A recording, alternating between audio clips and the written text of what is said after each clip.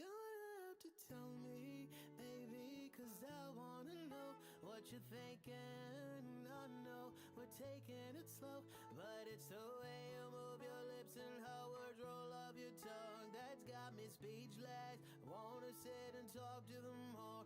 I'm crazy about you and every little thing that you do. I wanna talk, sit, cuddle, make love, baby, or sit in silence.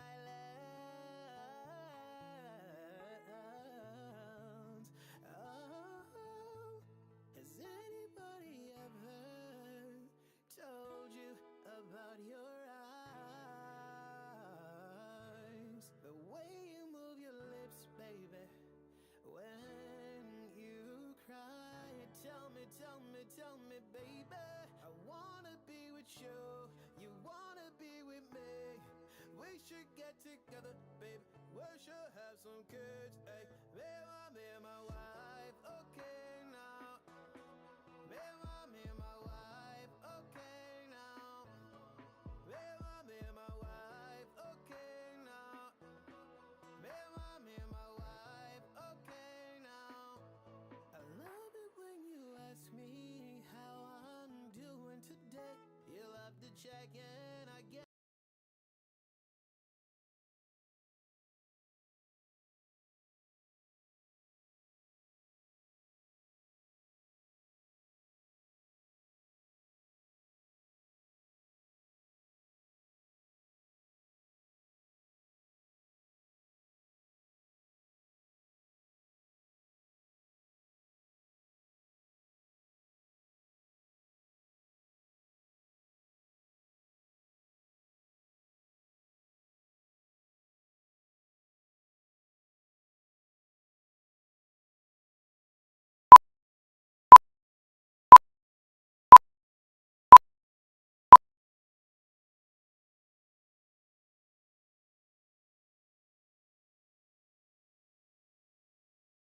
And well, I'm back up here. Sorry.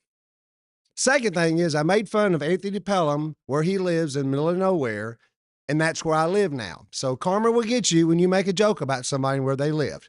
And we love it there, by the way. So I'm the new executive director for TAUD since April. It's a tough assignment to come behind the GOAT of EDs, Bob Thunthal. I kind of feel like Coach DeBoer come behind Nick Saban.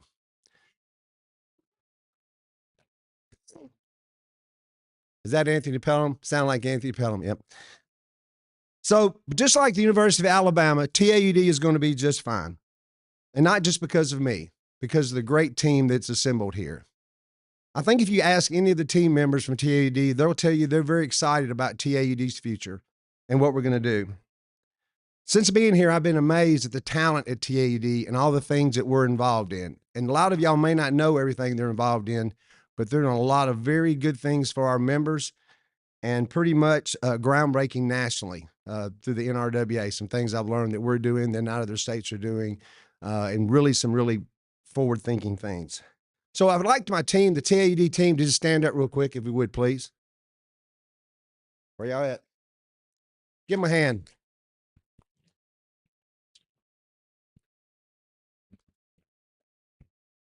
So I've been around for a while. I've been around TAUD since 2000. I've been on the board since 2011. So I've got a lot of friends in the association, but I feel like I do need to tell you a little bit more about myself if you don't know. I worked at Memphis Light Gas and Water for 36 years, mostly in construction engineering. I finished my term out as vice president of engineering there, and I was a VP for about 20 years. So I know a whole lot about electric, gas, and water construction and engineering, but I know very little about being an executive director. I'm married. I got 2 kids, and I got 3 grandkids. And we're empty nesters, of course, which is great. And I've been married for 36 years as well. I pretty much got the job and the wife at the same time, the other job. Since April 1st, I've been on a pretty fast-paced training with NRWA and TAUD. I've had several opportunities to meet with executive directors from other states, and it's been very beneficial for me. The team's been very patient with me, digging into every facet of TAUD. I think they hate it when I'm in the office because I'm asking them 9 million questions, but that's the only way I'm going to learn. I've had to make some necessary but tough decisions since being there, But I also look forward to the challenges and successes TAUD is going to have for our members. Please don't hesitate to reach out to me about anything. I'll work for you. Yesterday, we had several committee meetings. We had an annual meeting. We had a Women in Waters event yesterday for lunch, and we elected new board members. We had new bylaws changes. And we had a groovy lunch celebrating the 80s. If you haven't seen the pictures, you need to ask somebody who was here. They're pretty classic. Everybody dressed up. It was a fun event. This is going to be a great day. Be sure to visit our associate members in their booths downstairs, exhibit hall. Just like the member utilities, they're essential to TAUD's success. I'm really excited about the program today. NRWA is going to come up and talk to us about what's going on nationally. We get to crown the best tasting water in Tennessee, and we get to hear from our new board president. Also, as a wrestling fan, I'm super stoked about our speaker today. So I'm going to get out of the way, turn it over to Bruce Giles, president of TAUD from First Utility District of Knox County. Thank you.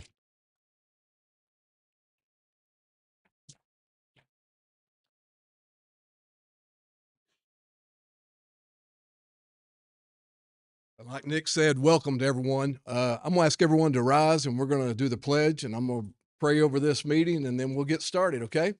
Flags here. Attention, salute, pledge. I pledge allegiance to the flag of the United States of America and to the republic for which it stands, one nation, under God, indivisible, with liberty, justice for all. Thank you. I'm going to pray over this, and then we'll go. Father God, thank you for the day. Thank you for giving us opportunities to work in this industry. Thank you for your grace and your mercy, and the men and the women here who go out every day to provide just a necessary service to our communities. And just thank you for the wisdom and the ingenuity and all the things that these people possess because of you. I ask you to bless our time and just be with us as we go through the day. In your son's name I pray. Amen. All right. So what I'm going to do first, I'm going to ask our TAUD board. I'm going to call your names. I'm going to ask you to stand and remain standing for a second, okay? So in the past, we've all stood up, sat back down, so just remain standing. All right. So I'm Bruce Giles. I'm for First Utility District of Knox County. Philip Combs, he's with Alpha Talbot Utility District. He's our vice president. Alan Jocelyn is from Big Creek Utility District. He's our secretary. Carter Woodruff from Consolidated Utility District. He's our treasurer. Where's Carter? Okay. Michael Johnson with Countywide Utility District. Anthony Pelham from Warren County Utility District. Mullins from East Side Utility District. Jay's sick today. Freddie Weston from West Wilson Utility District. Kenneth Bononsdale from Harriman Utility District. Cody Lovett from HB&T Utility District. Al Scott from South Blunt Utility District. Allison Horner, one of our newer since yesterday from Gibson County Gas. And Laura White, also new as of yesterday from Greenville Water Commission. So this is your utility, your TAUD board. So if you have issues or questions and you can't get with staff, these are the folks that you reach out to. So got one other thing that's not on the agenda. So as Nick mentioned, TAUD, we've had a rough couple years. Bob was the GOAT. So staff has done an incredible job holding the line and moving things along. But we had one member in particular who stepped up and led the way. And so the board wanted to acknowledge him, and we're going to ask him to come up, Don, because the thing we hadn't done is publicly acknowledge what Don has done. He stepped in. Don is always in the background, making sure legislation, we're protected with the bills that are submitted. When Bob passed, Don stepped up and was come up here. Yeah. I knew he would hate this. This is great. This is the highlight of my day because he hates this. I mean, he terribly hates this. But anyway, so he was our interim executive director, and we just wanted to publicly acknowledge that fact that what Don has done over the last couple of years. I'm going to read what this plaque says, and then we're going to give it to him.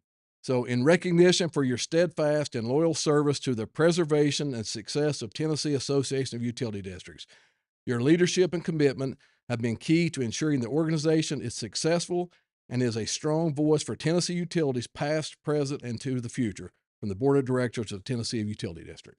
Thanks, Don. Thank you, Fred. Yes.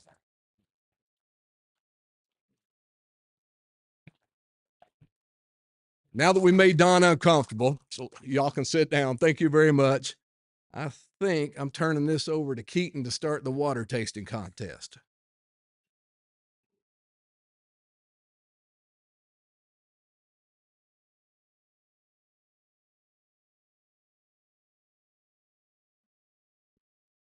Good morning.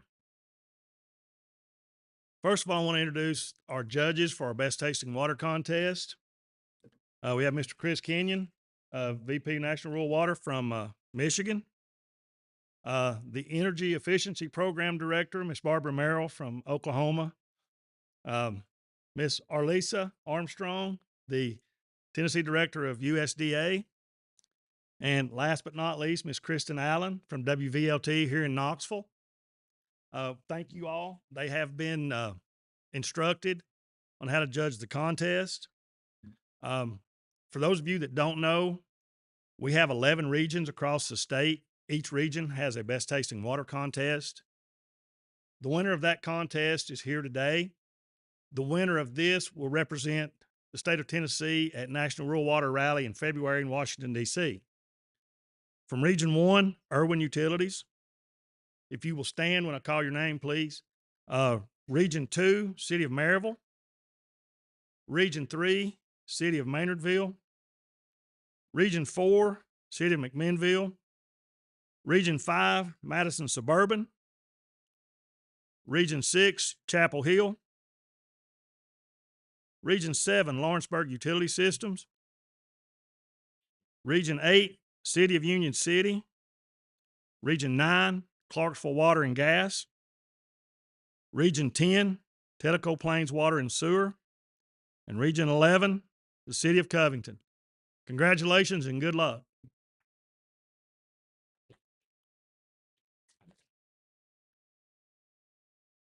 Our region, we have region leaders. They coordinate with me to set up our quarterly meetings. They are a outstanding group of individuals. I would like to recognize them at this time. If you're here and I call your name, would you please stand? Region 1 leaders are Jeremy Jones, First Utility District of Hawkins County, and Louis Stevens from Blunteville Utility District.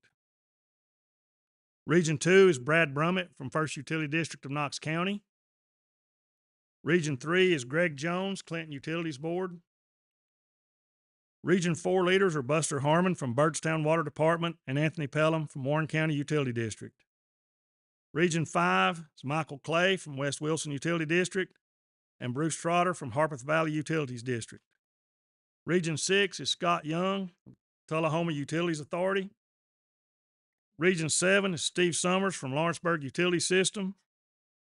Region 8 is Michael Johnson from Countywide Utility District. Region 9 is Stephen Ayers, Pleasant View Utility District, and Scott Miller from Water Authority of Dixon County. Region 10 is Tim Lawson from Ocoee Utility District and Ben Whitt from Ocoee Utility District. And Region 11 is Chandrika Winston from Memphis Light, Gas, and Water. Personally, I want to thank all of you for what you do. Couldn't do it without you, wouldn't want to. So thank you so much.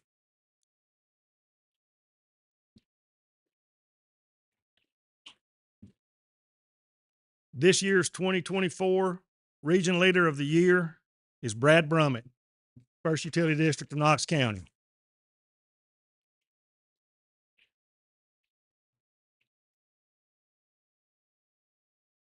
So I think with that, it is Mr. Kevin Bird. Nope. You, isn't it, Philip?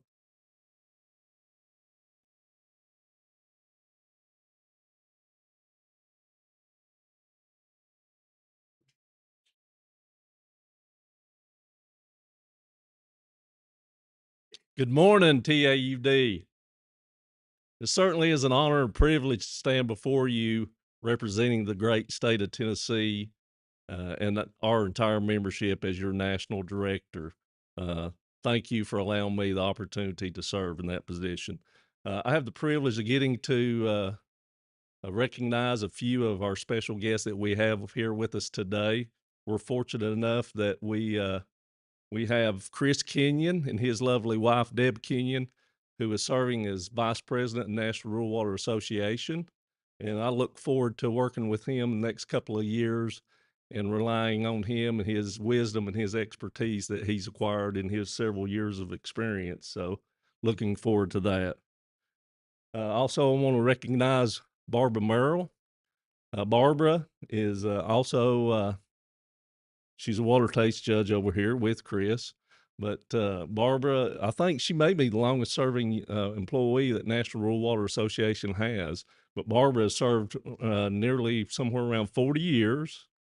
And Barbara is the federal program director for the energy efficiency program. So technically, she is Mike Keaton's boss. Go, Mike. So also, we have Anthony Prince, who is he's visiting with us. You want to stop by and see him at our booth, the NRWA booth in the exhibit hall. And Anthony is the development director. So we have a lot of people from National here. Yesterday, we had past president, many of y'all know, David Baird, and his family was here yesterday as well from the great state of Delaware.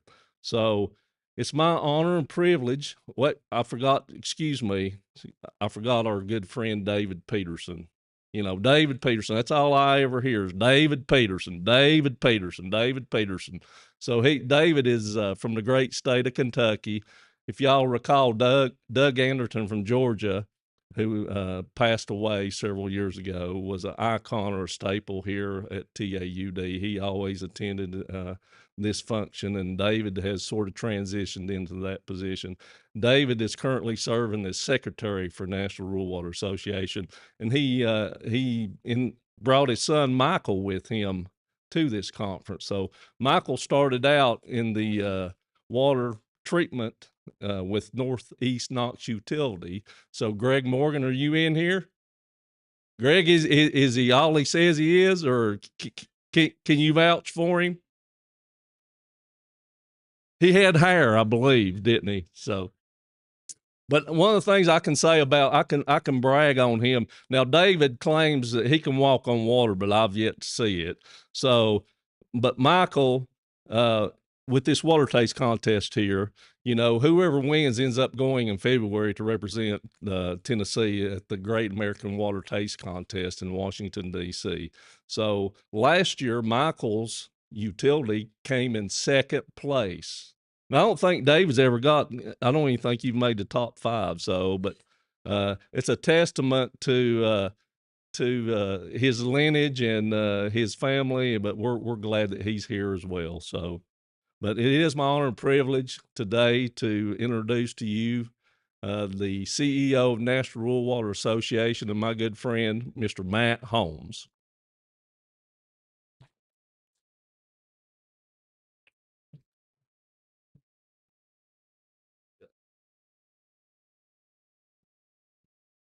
Good morning, Rural Water. I'm amazed I could climb those stairs after they hiked me up Mount LeConte on Tuesday. I didn't really do my research, so I didn't know what I was getting into. But a great time was had by all until that was about a third of the way up, and then turned into, you know, more of a sufferfest. But it was very beautiful. I'm very privileged and honored that you invited me to address you today. National Rural Water Association is your representative in DC. NRWA is a federation of all the state associations. Collectively, your membership in DC of all the state associations represents 30,000 communities just like you all. And that's the largest, most powerful voice in the utility industry, without a doubt. So one thing with NRWA I want to point out, TAUD and NRWA kind of have a special relationship. TAUD was a founder of NRWA. 8 states founded founded our national association. And Philip pointed out to me, well, we were also a predecessor of NRWA, which you were at the time in 1976 or before, when they organized the National Association. Safe Drinking Water Act was on the horizon. You know, they needed to have a national voice in order to deal with the coming regulations, because there were 8 contaminants that you all had to deal with. So bet you wish for those days now, huh? But the National Association's always had a history of strong leadership, and I'm pleased today to say that Philip Combs is very, very likely going to be the next president of National Rural Water Association. 32 days from now at WaterPro, our board is going to vote, and I'm sure that the 23rd president of our national association, the second president from Tennessee, will be Mr. Philip Combs, sitting right there. Congratulations. I know NRWA is probably not in your daily business or something that you think about probably ever, except maybe when you come to these conferences. But the people on our board fight every day for you all in Washington, D.C., and for funding as well as regulatory representation. It takes a lot to become the president of NRWA. If you get elected as a national director, your best case scenario to become president is 14 years. You got to get put on an executive committee, go through offices. You got to chair all the committees, and you're competing in a pool of people. They're leaders from every state in the nation. So it's the best of the best. And Philip is definitely that. He'll represent you well. A lot of history has been made over those years through NRWA. Founded the Circuit Rider program, which this gentleman taking pictures of me right now has been a circuit rider for a long, long time. It's one of the most successful contracts, I believe, partnerships in the federal government. Certainly in USDA, it is the best. We had an asset management program when RD did a sale of their portfolio. NRWA serviced those loans, and that was actually something that benefited the members as well as the NRWA itself, and gave us the financial resources to become a force in Washington, D.C. We started a national apprenticeship program, which you are now a part of. Expanded to 50 states and Puerto Rico with our state affiliates, and even Women in Water. You know, I was just amazed to hear and see the success you all have had doing things like this. And looking back, you wonder, well, you know, how we all stand on the shoulders of our predecessors, right? And the predecessors, I've been around rural water a long time. They said, well, we got that done because we didn't know we couldn't do that. And to some extent, that's kind of true, right? I mean, but if you go deeper than that, things were done just because of work ethic. Rural water has a strong work ethic, and you all have a strong work ethic. The power of association, coming together, neighbors helping neighbors. That's what TAUD is. You help each other in the state, whether there's emergencies or things that need to get done in the capital. National is the same. We just come together at the national level. And people are passionate. You know, they're good people. They know their business, and they are passionate about what they do.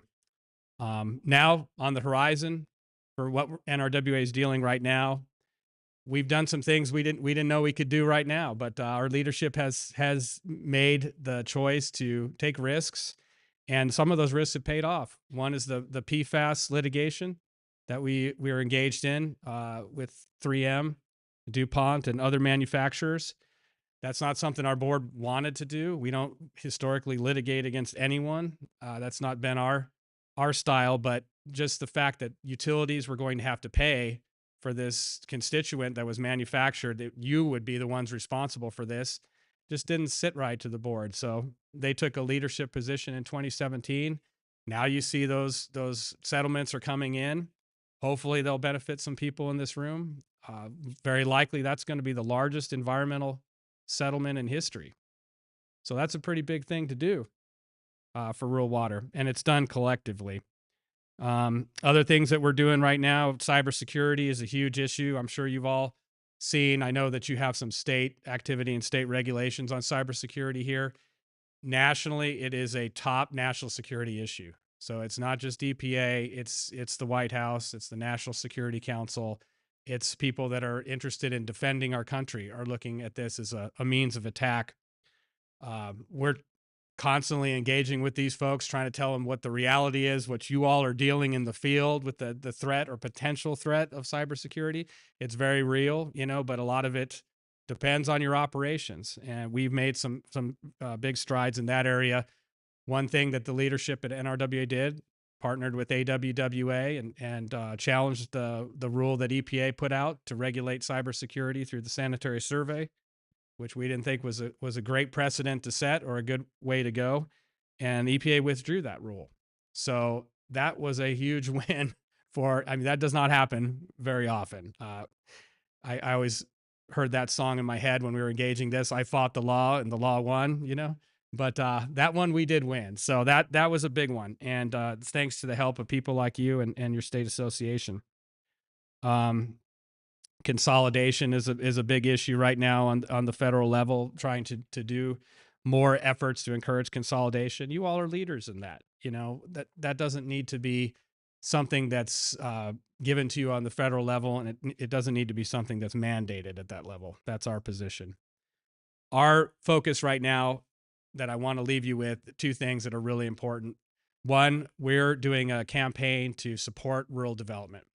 RD is certainly a great partner of rural water. That's essentially why the state association in Oklahoma was formed, was to get funding through the then Farmers Home Administration, get people off drinking out of water from ditches and shallow springs, shallow wells. And that partnership has endured ever since. Rural development has got some issues right now in Congress. They're not getting funded at the level that they need to be. That's a bipartisan problem. It's not necessarily one side or the other.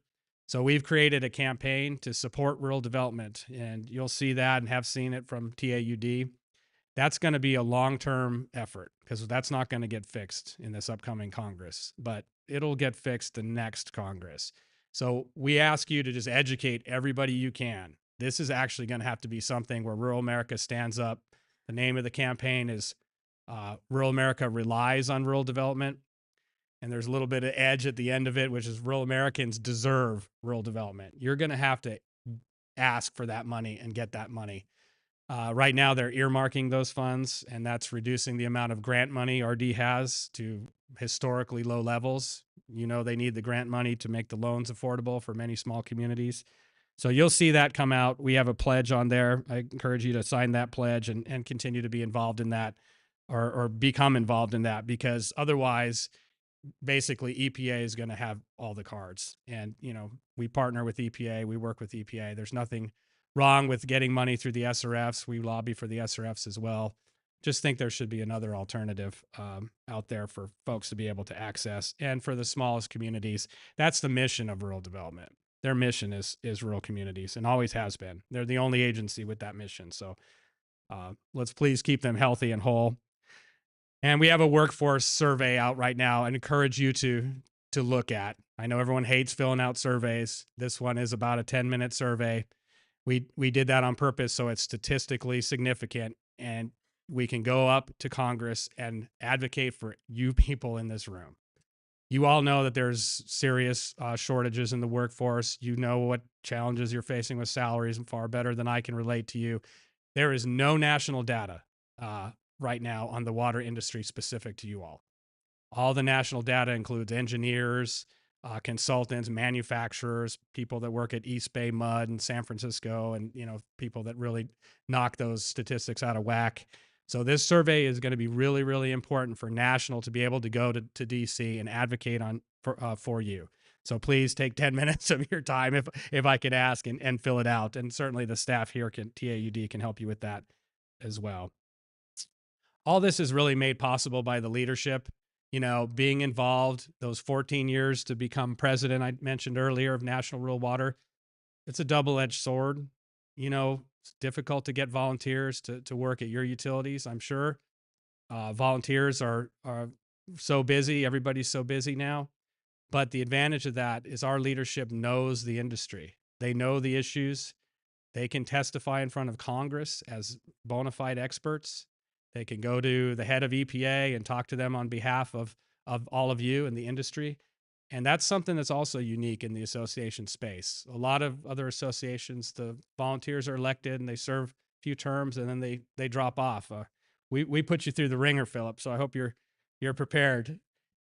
I've had the privilege of working with Philip, for my whole time since I've been at NRWA. But certainly the past several years, as he's advanced in leadership, it's been a close working relationship. We've had a lot of challenges, as you all have as well here at TAUD and even at your utilities, with pandemic and $50 billion being dumped out there by EPA and all the regulatory stuff, and them trying to change a lot of things in the field. And through that time working with Philip, I know he's honest. He's absolutely dead honest. He has total unquestioned integrity. He's smart, and he won't tell you that, but he is very smart. He's prepared, and he's humble. And most of all, he's got a great work ethic as well. And so I know he'll do great, and he'll be a great president of NRWA. So I'm very much looking forward to the next 2 years. Keep up the good work, all of you. Thank you for what you do. And always remember, you are essential. You're an essential employee. You're an essential member of your board. You're an essential manager. What you do is essential for this country to live and to thrive. So thank you, and have a great conference.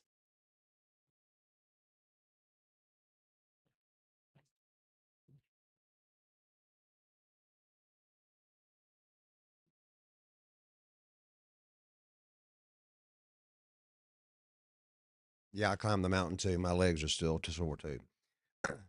So I get the honor now to give a service award for a TAUD team member. So when I said earlier about somebody, team members I wear out ask 8 million questions, this is one of those people in the office that I have to talk to. I get to talk to, pick his brain because it's all kinds of knowledge about water and all. So Brent Ogles, would you please come up in recognition of 15 years of service and devotion to TAUD. Brent Ogles.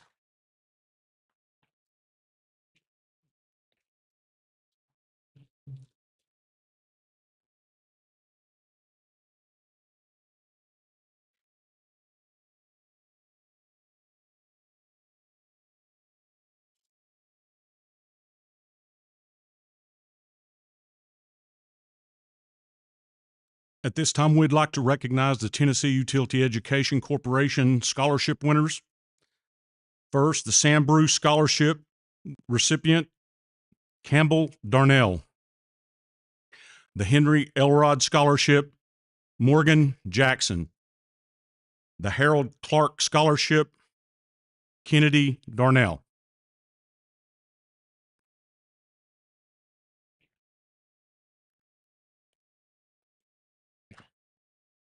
Wastewater Operator of the Year, Timothy Griffith. He is with First Utility District of Knox County. He was presented his award at the Operator Expo in May. Timothy Griffith.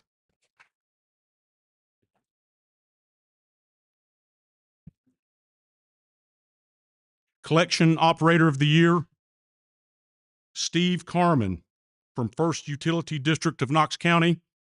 Steve was also presented his award at the Operator Expo in May. Steve Carman.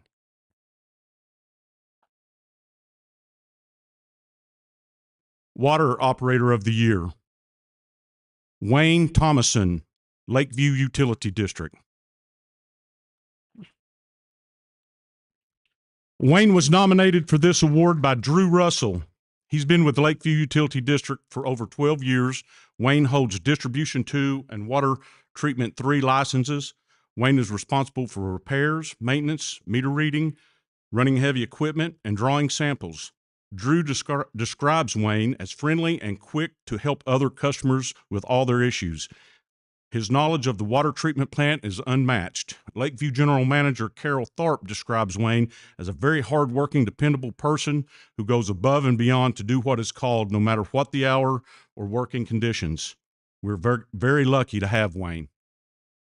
Wayne Thomason.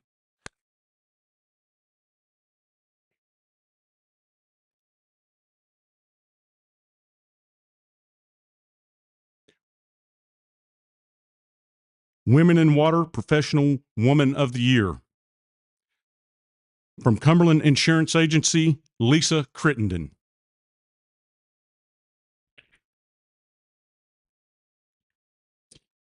Lisa was nominated this year for this year's award by friend and coworker Casey York. Cumberland Insurance Agency joined TAUD as an associate member in 2017.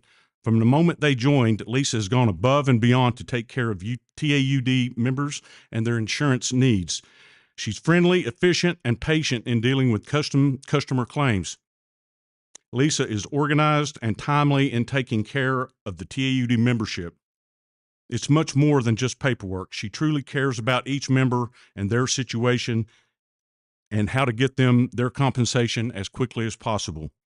She's an advocate and a light for all of the members in some of their most trying times in life. Lisa Crittenden. Good job.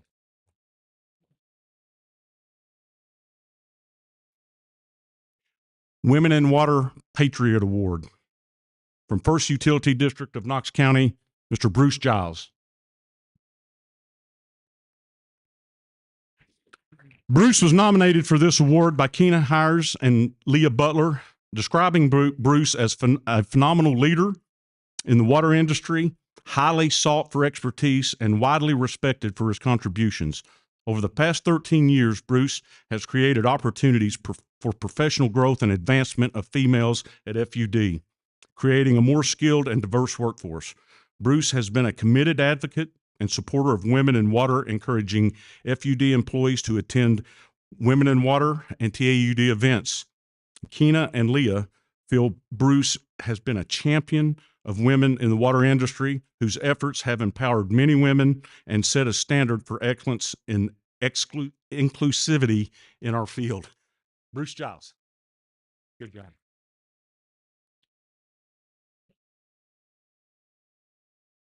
The Administrative Professional of the Year from First Utility District of Knox County, Leah Butler.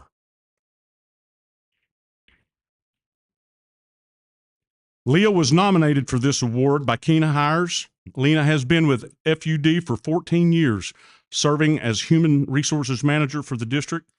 Keena describes Leah as one who embodies the qualities and exceptional administrative professionalism, creating a positive and welcoming work environment for all employees.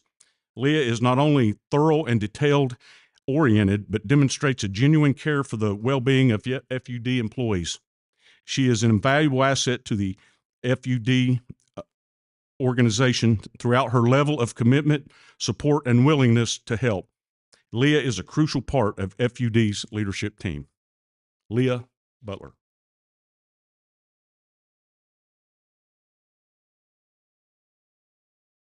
The Roger Boer Young Professional of the Year Award from East Side Utility District, Nick Oberg.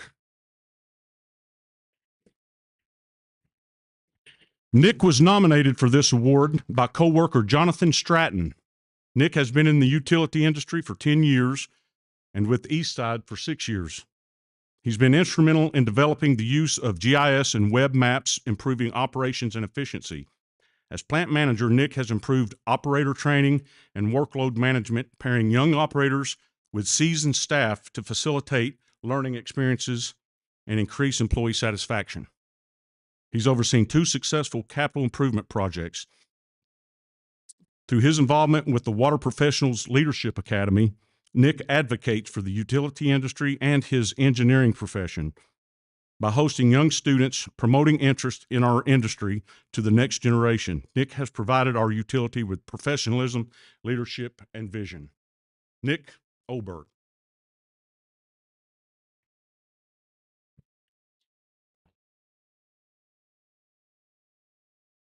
The Allen Gill Leadership Award from Northeast Knox Utility District, Mr. Greg Morgan. Greg was nominated for this award by Bruce Giles. Greg is an asset to our industry with his involvement in TAUD and region meetings, conferences, training, and is an advocate to the Operator Certification Board, providing a voice of reason for operators across the state. Bruce describes Greg as an example of how a general manager should conduct himself on a daily basis. He looks at what is best for today, but is always forward-thinking and planning for the future. each year, he and his family organize a large golf tournament that contributes all of the proceeds to the needs of his church, which in turn meets the needs of his community. Greg demonstrates how a man should prioritize his life and is an example of honesty, high integrity, and is a great role model for his family and his district employees. Greg Morgan.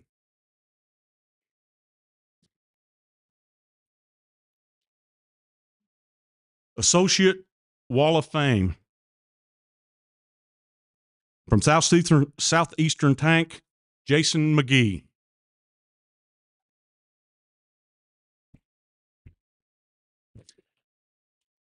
Jason was nominated for this award by friend and coworker Dustin Dowdy.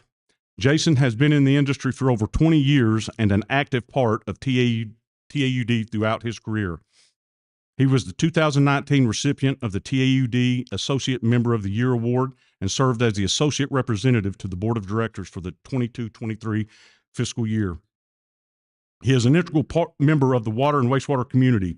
Dustin describes Jason as one of the most well-known associate members in the state. He is a stalwart for all TAUD activities. Jason is a selfless individual who always puts others ahead of himself. He is a consistent help to disasters and weather events. I cannot think of a person more deserving of this award than Jason. Jason McGee.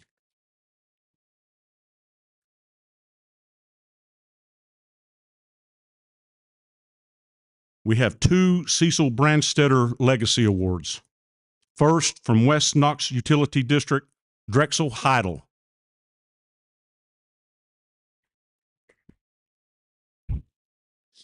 Drexel was nominated for this award by TAUD Staff Office Director Penny Funk.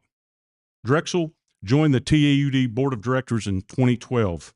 He served as Associate President from 2017 to 2019 and remained an active board member until his retirement from WKUD in June. Drexel was instrumental in the creation and implementation of the Water Management University track at Pellissippi State Community College.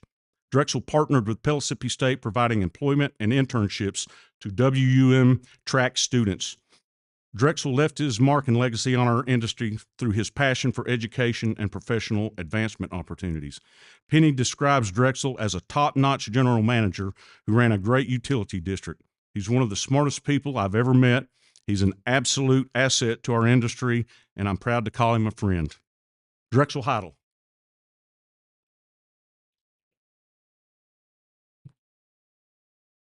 And our last Cecil Brandstetter Legacy Award goes to Mr. Bob Freudenthal with TAUD.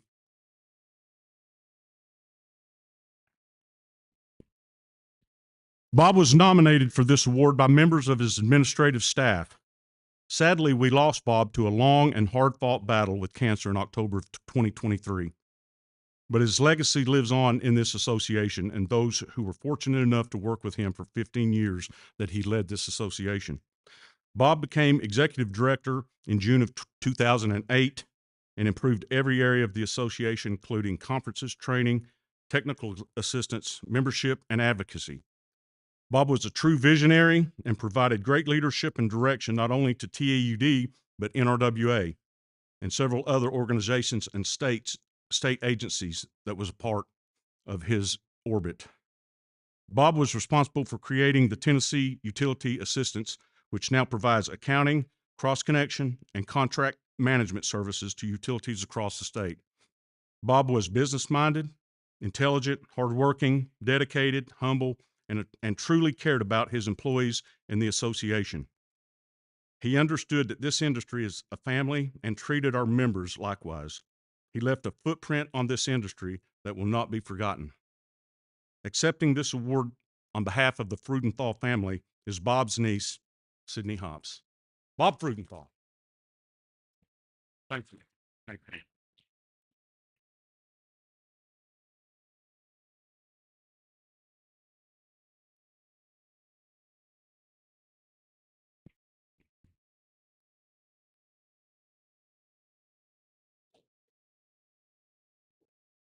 And now I think Mr. Keaton will come back to the podium to announce the statewide Best Tasting Water Contest winner.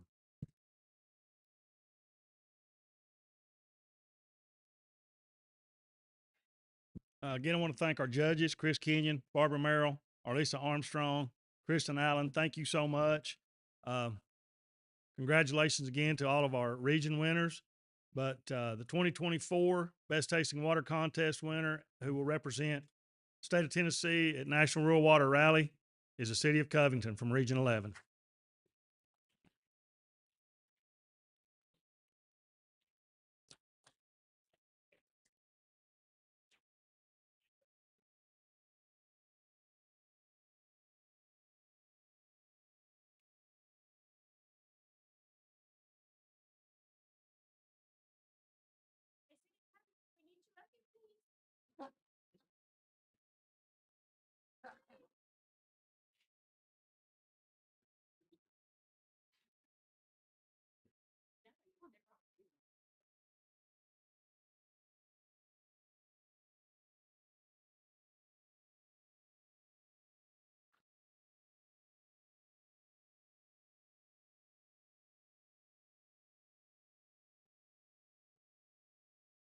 All right, I get the honor of introducing our keynote speaker today.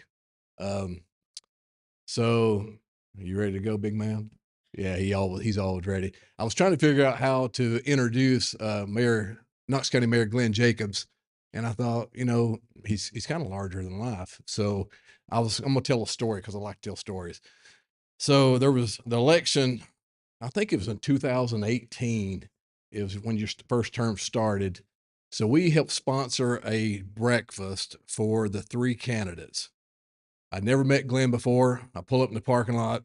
There's this big giant of a man, Kane, who's rolling out of this little bitty car. I don't think I've ever even told him this story. And I'm just sitting over there watching going, how is this big knucklehead getting out of this car? And so we start to walk in and I think to myself, he ain't going to get 12 votes. They ain't, so no offense. So yeah, hey, I'll tell you. So fast forward an hour and a half after this thing, and I went, this dude's going to win this election. He was articulate and smart, fair, precise. He wasn't really worried about what was being said other than truth and what he felt. And I thought, man, there's a lot of respect. I've got a lot of respect for this guy. So fast forward to his second term, my wife and I were actually out of town, and he's reelected easily. And I thought, I'm just going to read to you the text I sent him. And it was sincere then, and it's sincere now. And this is what I think about Mayor Glenn Jacobs. So I had to actually find this.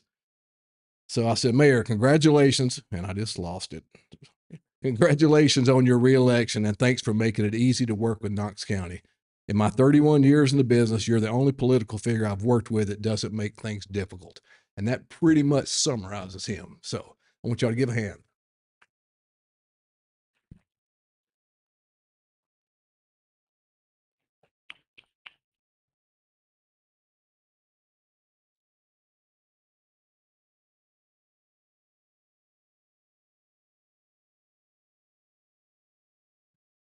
Good morning, everyone. Thank you for having me here. I don't know about you all, but when Bruce is going to tell a story about you, I get really nervous. So, and by the way, how many of you get the First Utility District Christmas calendar? A few, right? It's amazing. You need to put everybody on the mailing list for that. It's pretty cool. But no, yeah, well, that's it. Yeah, you'll never forget it once you see it. Trust me. But we have some great utility districts in Knox County, and the reason is we have great people like Bruce and Drexel and others. And what always strikes me really the most is how well they work together. I don't know if it's like that everywhere, but in Knox County, we're blessed to have people that really collaborate and do a great job for our community and don't care who gets the credit for what. So thank you for everything that you do. And why don't we give those guys a round of applause, please? So 3 engineers are having an argument about the design of the human body and what kind of engineer God must be. So the first one says that God has to be a mechanical engineer. I mean, just look at your joints, right? And the next one says, no, God's got to be an electrical engineer. I mean, think about your nervous system.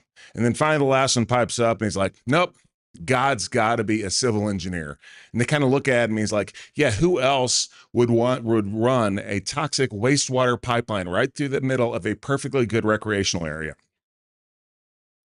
So, I grew up on a farm in Missouri. I'm gonna tell you that story in a minute, but I'll never forget that my cousins who lived in St. Louis would generally come up every year and spend a couple weeks with us. And being on a farm, I dealt with cattle and corn and all that sort of stuff. And it was amazing because my cousins from St. Louis literally thought that milk came from the grocery store. And that's no joke. They didn't realize that there was this supply chain that occurred to get milk to the grocery store, starting with the farmer. I think that's a lot of what you guys deal with as well, right? I mean, when we turn on the faucet, we expect water to come out. When we flush the toilet, we expect all that to go out as well. I'll never forget during the pandemic when we had all the nonsense about essential workers and all that stuff. Bruce calls me and he says, my wastewater plant operators are not essential employees. And I'm like, okay, so? And he's like, well, here's the deal. They're trained to do this. They have to be certified. No one else can run the wastewater treatment plants. So if they're not there, like, oh, when we flush the toilets, it doesn't happen, right? Bingo. So immediately we took care of that. But I think that just goes to show you how much you all are taken for granted and everything that you do. So again, just want to thank you. And it's kind of like that in my business as well. No one says anything if things are going well. You only get yelled at when things get messed up. So I'm probably like you guys. A lot of times, if the public isn't saying anything, I'm actually pretty happy about that. So, but thank you all for what you do across our state to provide just great utility service, water, and wastewater removal to our communities. So I was born in Madrid, Spain. My dad was in the Air Force at the time. He's a 21-year military veteran. He spent 10 years in the Navy. He was in the Korean War on the USS Antietam aircraft carrier. Then he switched services and was in the Air Force. He was there for 11 years. He served in Vietnam. I was born at Torrejon Air Base in Madrid, Spain, right before my dad went to Vietnam. So we went back to the States. He went to Vietnam, then joined up a little while later. And 4 years after I was born, we moved to very rural Northeast Missouri. I grew up close to a town called Hannibal, which is the home of Mark Twain. And that's about the only thing that we're known for in Northeast Missouri. I've never figured out why mom and dad wanted to move there. They're both from the St. Louis area. I suppose suspect that it was because they wanted to give their kids a better quality of life and a better upbringing than they would have been able to in a big city. But we were in an economically depressed area during an economically depressed time as the 1970s. The country wasn't doing very well at all. Because of dad's military retirement, we always had a house, always had something to eat. But if an unexpected expense came along, the car broke down or something like that, and dad was laid off, he worked in factories, things just get real tight. So for me, I knew that when I grew up, I didn't want to feel that my family was sometimes living paycheck to paycheck, like I felt like when we were a little kid, despite the fact that my parents worked so very hard. So I thought my pathway to success would be through professional sports. I always wanted to play ball. When I was a little kid, I was a big St. Louis baseball Cardinals fan. I wanted to play for the Cardinals. And I'm sure there's some folks from West Tennessee. I heard Covington earlier. So there's got to be some Cardinals fans in the room, right? Yay, maybe a few. Thank you. That was a great plan with one fatal flaw. I was a terrible baseball player. Couldn't pitch, couldn't hit, couldn't field. Otherwise, I was okay.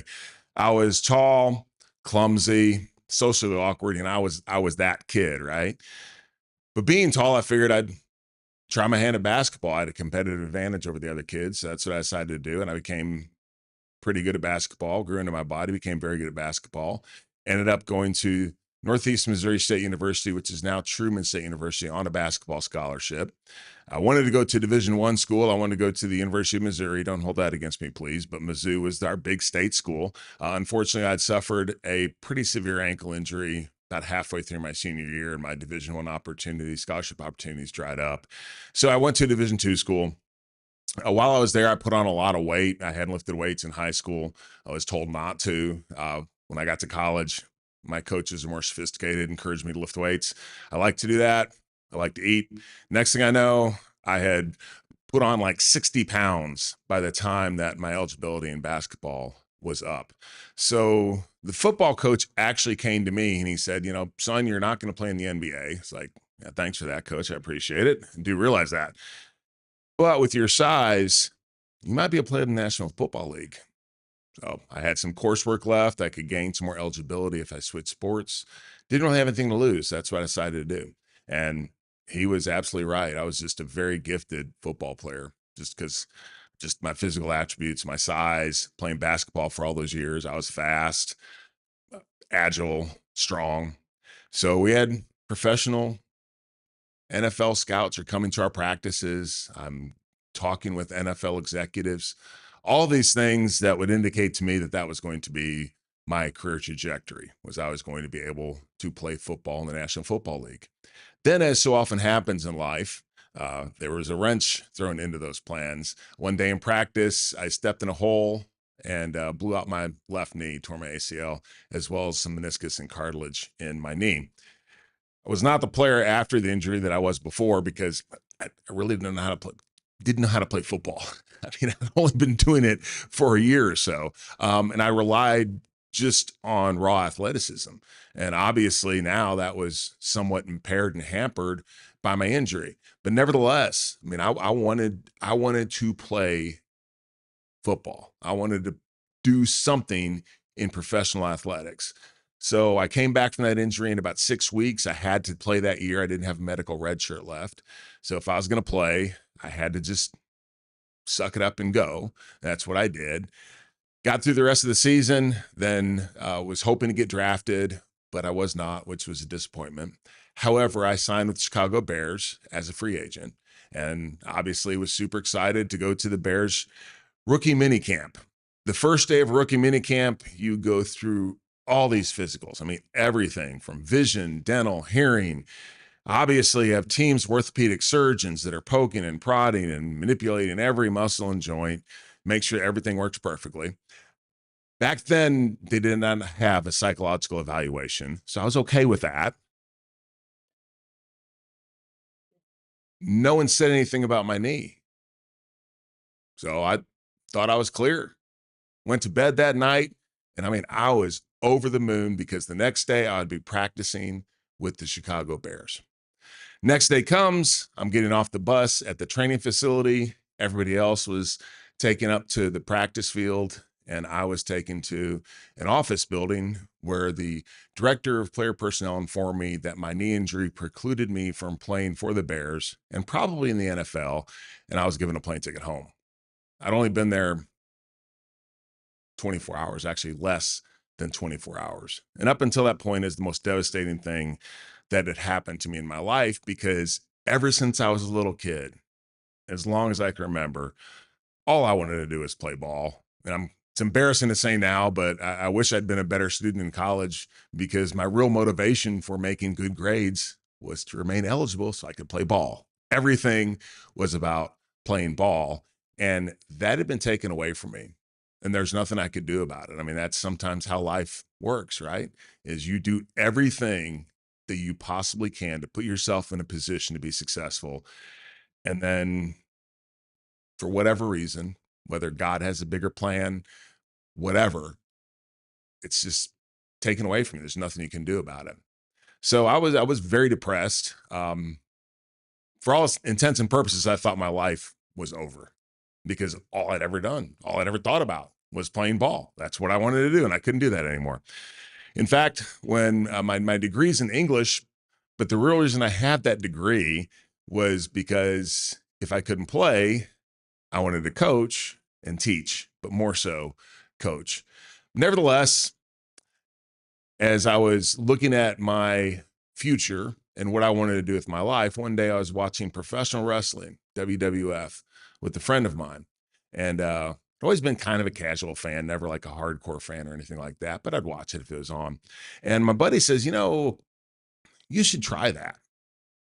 So I'm watching TV and thinking to myself, wow, I'm big and muscular like those guys are. I'm a better athlete than a lot of them seem to be. And again, with that degree in English, I know about theater and drama. I know about Shakespeare. Now, the real motivation here was I didn't want to get a real job. Okay, that's basically it. But nevertheless, I thought to myself, "Oh, I'm going to try that. I think that'd be something I'd like to do. It looks like fun." So I found a group near Hannibal that was willing to give me some training, and I was off to the races. I spent a couple of years driving through the Midwest, performing in front of a dozen people, sometimes less than that at times, not making any money, but was happy with what I was doing. I remember one time that I did a show that had a particularly good crowd, maybe 50 people, maybe 100 people. Anyway, so the promoter gave me an envelope, which I hoped had enough money in it to pay for my gas for the weekend. So you can imagine my disappointment when I opened that envelope up, and inside it were 2 buy one cheeseburger, get one free McDonald's coupons.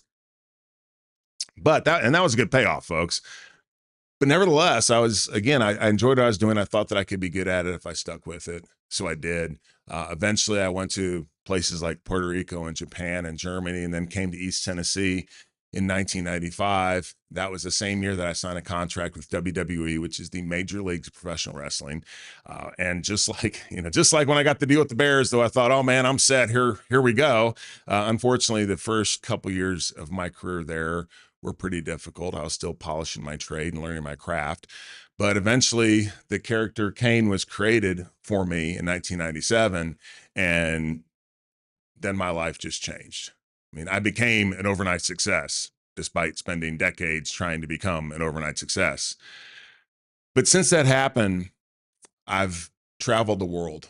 I've wrestled in all 50 states, more than 40 countries around the world. I performed in front of millions and millions of people live and on TV. Worked with some of the greatest performers on the planet, people like Dwayne "The Rock" Johnson. Whatever happened to him? I heard he's doing movies or something. I guess he's kind of a big deal now.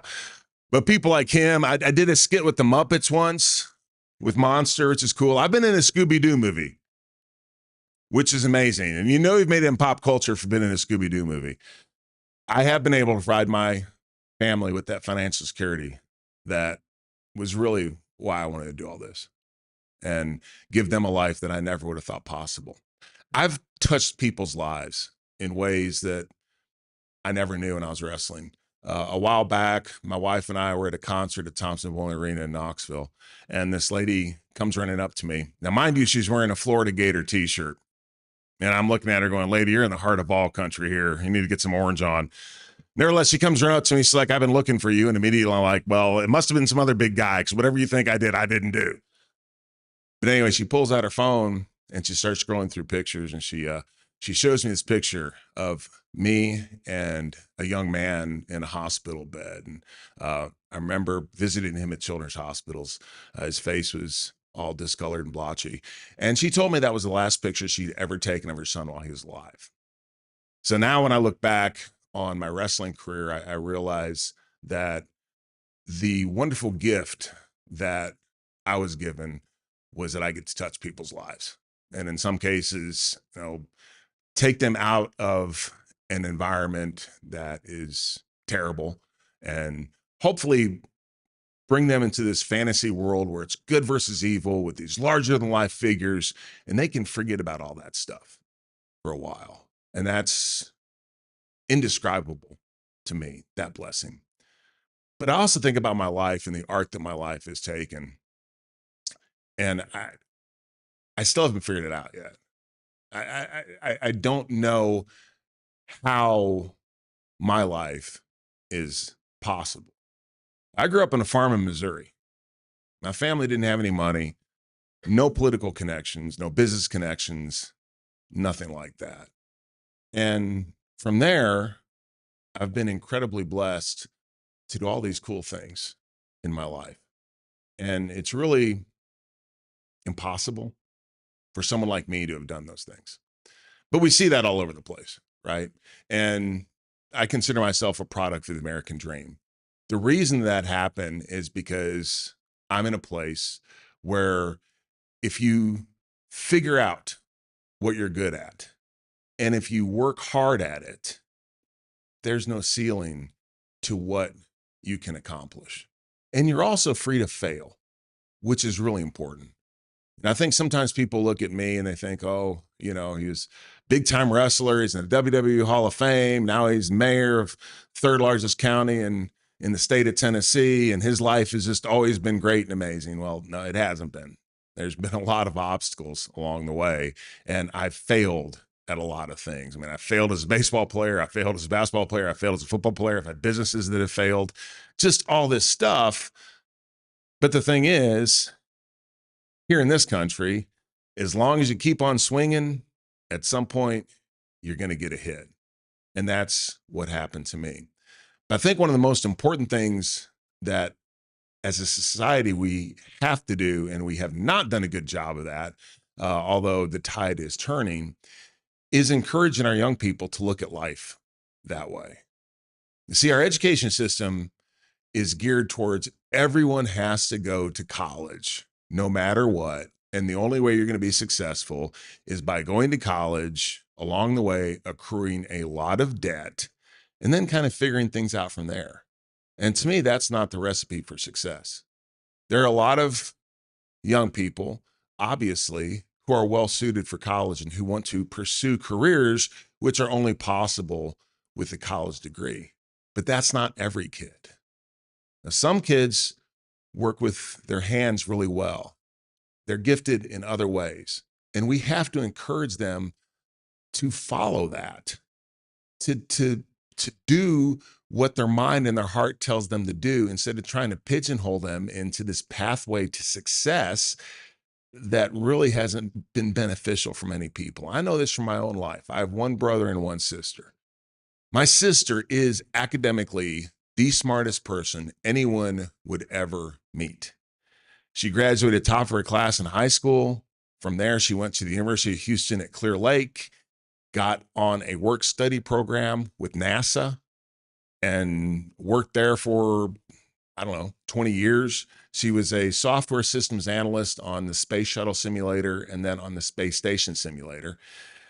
She started traveling to Mexico because she got interested in archaeology and the ruins of the pyramids down there. So then she goes back to school. She gets another undergraduate degree in archaeology. Then she gets bored being a rocket scientist and goes to the University of Missouri, where she gets a PhD in history. And she just retired as a history professor at a community college in Oklahoma. My brother is on the opposite end of the spectrum. He's a very bright guy. I mean, he's very intelligent, but he was just not into book learning at all. He was not someone that's going to sit in the classroom and do well there. He's dyslexic, so he had some issues in that area as well. But if you want to talk about someone that can work with their hands, I mean, it is unbelievable. There's this family story when he was about 9 years old. He had my dad's watch taken apart and spread all across the kitchen table. Well, mom comes walking in and she's like, "What are you doing? Dad's going to kill you when he gets home." And he's like, "I just want to figure out how it worked." Put it back together, works just fine. Luckily, back then in Missouri, we had a tri-county VOTEC school, which is where he spent a lot of time. His first couple of years in high school, he went there half the day, and then he ended up going to live with my grandma near St. Louis, where he could go full-time to study auto mechanics. And because of that, he's been successful in that career. And I wonder what would have happened to him if he hadn't had that opportunity, because he's a smart guy. He would have been bored in the classroom. He would have figured out a way to entertain himself. He would have been labeled a troublemaker, and who knows what would happen to him. Instead, he's been successful. He has two daughters. One is an anesthesiologist, and the other is an orthopedic surgeon. So great family. And he's been successful in his own way. You know, I think about my brother and sister, and my sister has a PhD. She's a rocket scientist. My brother's an auto mechanic, but my brother could take apart her car, figure out what's wrong with it, and put it back together. Sometimes I don't know if she knows how to put gas in her car. They've both been successful in their own way, and I was successful in my own way. I was the athlete in the family. That's what I did. And society needs all of it. I mean, you know, if I want someone to design me an operating system for a space station, I'm going to go talk to my sister. If I need someone to work on my car, I'm going to go talk to my brother. So instead of pigeonholing our kids, we need to encourage them to explore as many different career paths as possible. If for no other reason, then they might figure out the stuff that they don't like and concentrate on the things that they do. So I would encourage you within your organizations to take an active role in that. We're doing that in Knox County. Our Knox County schools now have a program called the 865 Academies, where they're working with industry and the private sector on job site training, on exposing our young people to as many different career paths as possible. And I think that is going to be the key to success, not only for those kids, but for our communities and our country going forward. You know, for every 4 skilled tradespeople that leave the workforce, there's only 1 qualified to take their place. Mr. Holmes was talking about workforce shortage. We see it everywhere. And I'm firmly convinced that a lot of it is because we've just told kids that these jobs are, you know, they're stigmatized now, right? The trades, that they're beneath them somehow. And they're not. They're really good jobs. And in many cases, in the trades, those kids are going to be making more money than the kids that are coming out of college with a degree. And then they also don't have the debt to go along with that. So that's just something that's a passion of mine. Not long ago in Knox County, we opened something called the START Center, which is the Skilled Trades Academy Regional Training Center. And basically it's an apprenticeship center where people who are already in the workforce in the building trades can get their journeyman certification. And then we're also working with the Tennessee College of Applied Technology as well as Knox County Schools to open that up to make sure that as many people in our community as possible can take advantage of that. You all are also a huge component of economic development. And again, this is probably not something that people think about all the time, but you know, we just landed a very big manufacturing project in Knox County. It's our biggest project in the last decade. When it's all said and done, it'll be over 2,500 jobs and close to $1 billion in capital investment. But we have to figure out how to get water and sewer and all of those things out there. You know, we have another business park in Knox County that we've been dealing with the sanitary sewer there for a couple years. And again, if those things don't work, those companies ain't coming in. That's just the fact of the matter. Just like many other places around the country too, we have a housing shortage in Knox County. And I'll tell you, you know, if y'all want to do something that's really, really entertaining and uplifting, get involved with some land use stuff, because it is the greatest thing I do. Trust me. We just redid all of our land use stuff for Knox County, and it was like pulling teeth. Trust me. But part of it is ensuring that we have the utilities going where they need to go, because if we don't have that, we're not going to have housing where we need housing. And if we don't have housing where we need housing, we're not going to get companies expanding or coming to our area. Because again, a lack of workforce. Housing has actually become a workforce issue at this point, and you guys have a huge impact on housing and the affordability of housing, frankly. You all play a huge role in our community in many different ways, and it goes beyond just ensuring that people have clean and shout out to my folks there in Covington, clean, great tasting water and sewer, but also all the other things that you do. So thank you so very much. I hope you all have a great conference. Have a wonderful day, and I appreciate you having me here. I think that we could take a couple questions if we have time, if anyone would like to do that. If not, you can let me off the hook. That'd be great too.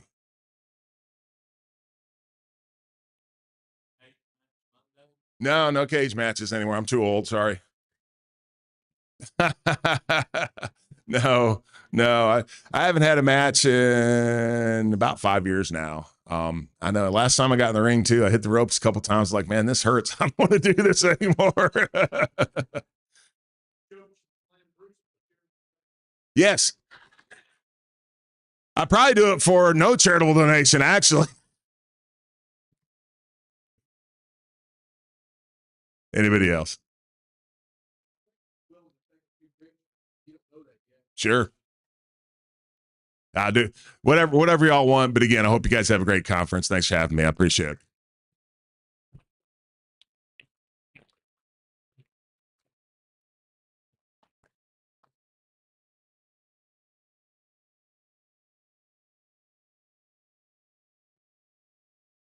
All right, I have just a couple announcements real quick. So our 2-pack golf tournament's coming up in Lenore City on September the 4th.